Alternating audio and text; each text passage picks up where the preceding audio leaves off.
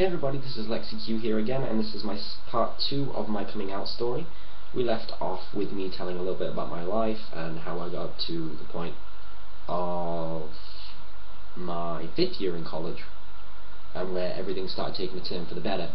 So I'm going to rush through it again because my webcam doesn't seem to want to cooperate. It keeps shutting off on me about 8 minutes, so I'm going to run through it. I'm going to be really quick. So basically, once I've been kicked off, there was no ifs or buts about it. Once I'd been kicked off of the media course, I took a year to get myself back on track. During this time, I closed myself off from the rest of the world. I kept myself to myself. And my friend Josh introduced me to two of his friends, David and Nia, who were a couple.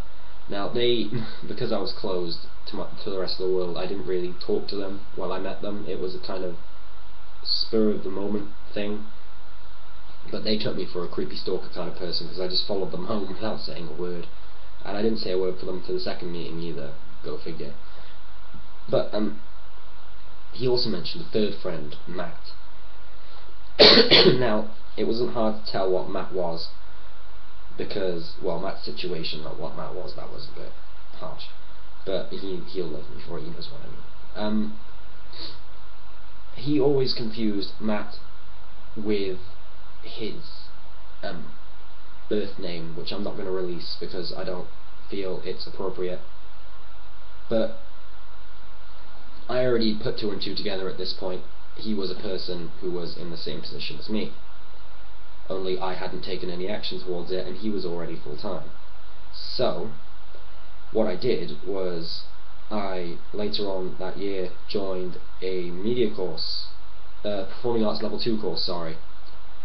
The Performing Arts Level 2 course taught me that there are people out there who really don't care who you are. They'll just love you for being a human being and a person, which was really refreshing actually. It's nice to know that there are people out there that are like that. So I got to know the people in my course. I'm still friends with some of them today, and some of them are still in my class, which I take now. But during this time I met David and Nia a bit more, I got to know them a bit more, and I started becoming a bit more friendly towards them. By this point I'd realised that I want to go through transition, but I'm scared. So one day I'm walking home with Josh, and he catches David, Nia and Matthew standing on the corner. He calls them, and I'm really excited by this point because I've wanted to meet Matthew for a while. I think Josh had his suspicions by this point. But I met Matthew for the first time, and he is a FTM transgender. And the positive feedback he received from his group, David, Nia, Josh and the rest of his friends, was phenomenal. It turned my world upside down just to see how positive people treat this boy for being who he is. And it was at this point that I thought to myself, do you know what, I need to look at this again. So I asked Matt a couple of questions without trying to give the game away, and then I joined a forum called Laura's Playground. There's a link up there for anyone that wants to have a look. It's a great place. It's a worldwide transgender community, and I went on there and I said, look, this is how I feel. I need answers. Can you help me? And they gave me information. They gave me personal experiences. They directed me to websites with information, and I was overwhelmed by the amount of stuff that I didn't know. I learned about hormones. I learned about surgeries. I learned about coming out. I learned about almost everything that filled the gaps. And by this point, this little void that I had in here, you can't see it, but in here, just started getting smaller and smaller and smaller and smaller, because I finally figured out this is what I want to do. But how do I go about it? So I stayed on the forum under the name Rachel, and by this point, whenever I was online, I was portraying myself as female anyway, and I've been on a lot of websites, trust me. But I started doing some independent research, and that pushed me even further forward. So I decided, look, this is what I need to do, so who am I going to tell first? Now I couldn't tell Josh because I didn't want to bring him into it just yet. Me and him were close friends, and I didn't want to break that connection between us, or risk breaking that connection between us. I didn't want to tell Matt because all of a sudden I found out that there's a transgender on the scene, and I've all of a sudden wanted to become transgender. I didn't want him to think I was just being a copycat for attention. So I thought Nia is my best bet. So one day we go to MacArthur Glen Shopping Centre, which is about a half an hour walk from here. We all meet up, we're eating KFC, I believe. And I decided, right, this is the time. So we're walking home, and I pull her aside and I say, look, Nia, well, we're not going home, we're going to Matt's house to have a house party, and I said, Nia, look, I need to tell you about something. I don't want to tell anyone else at the moment, I just want to get it off my chest and tell someone. So I told her how I felt. She was a bit iffy at first, because she wanted to make sure I was being serious, but once she found out I was being serious, she clicked like that, and she's been my biggest confidant, and my best friend ever since. And then I told Matt. Matt clicked like that. He was happy for me. He helped me. He gave me answers to questions I had, and he's been my biggest source of information and another really good friend of mine ever since. And then Josh found out. He didn't take it as well as I liked. He still likes to make a joke about it every now and again, but I just let it bounce off now. I'm a bit more stable in my position. And David isn't really in the picture anymore. That's more of a personal thing that I'd not like to disclose. From this point, I sat my teacher down. I was still studying level 2 performing arts at the time. I sat my teacher down and explained the situation. And then came the big obstacle, the one I've been dreading for months, weeks, days. My parents. So I sat my mum down, and after a long conversation and a good number of cups of coffee, a lot of questions were asked, and she said, okay, well, I'll support you, but you've got to know what you're doing. You've got to give it time. I said, that's fine. That's fine. So she told my stepdad. He took it well as well. He sat down, he gave me a talk, and it went really well from that point. I started wearing skinny jeans, I started wearing more feminine clothing that shaped my figure, and it was going great for the time being. And then there was an issue with my little brother, and all of a sudden it was my fault. So I've been threatened to be kicked out of the house. By this point I'd already applied for a media course and was accepted.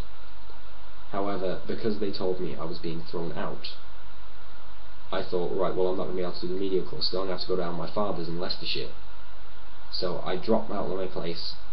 I said, I don't know what's completely happening, but I will get back to you if the situation changes. So I went to my dad's. I started learning about myself. I informed my stepmother, who instantly supported me. My sister found out as well, she wasn't meant to. And then I told my father, who was again iffy about it. He didn't exactly take it the way I was hoping, but I kind of knew it was happening, going that way. But from that point, people started supporting me, apart from the people up in Wales, and they're still a bit iffy about it now. They say I can go do it. I just got to keep it away from the kids, because I have three younger siblings in this house now.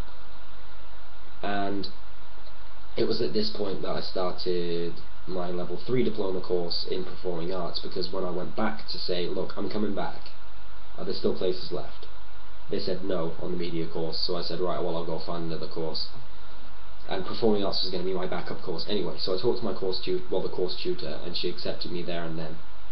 They knew my situation. About 40% of the class knew my situation, and I was just waiting for the right time to go up and say, right, well, I'm going to start transition right now.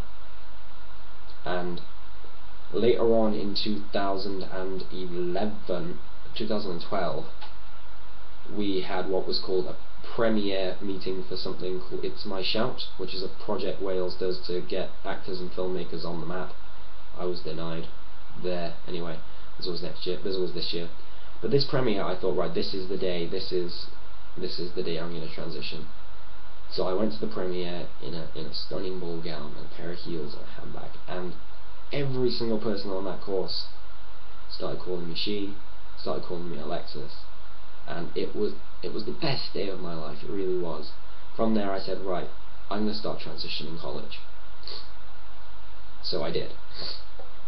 By this point I'd already seen my GP and said, look, I'm transgendered and I want to know where I can go to start my transition. She referred me to a psychiatrist, by this point I'd already taken my first psychiatric meeting. I had my bloods taken not too long ago, so I'm waiting for replies from that, and I'm waiting to hear from the specialist in Swansea to go and have a meeting with him/her. I don't know whether it's a him or a her yet, so I'm waiting for the specialist letter. I've had my bloods taken, I'm waiting for those results. I'm currently half-time under the name Alexis in college, even if I'm not dressed in female clothing because I have to leave the house in a rush. Because I go into college and I change, and then I do my day, and then I change, and then I come back. Everyone still calls me Alexis. It's fantastic. It's great. I've currently joined Transgender in Wales. You can find their link up here as well. For anyone in Wales who is transgendered, you can find them there. I also joined the LGBT Excellence Centre in Cardiff. I'll put their link down here so you can see it. So Transgender in Wales and the LGBT Excellence Centre in Cardiff. The people there are absolutely fantastic. They've helped me so much.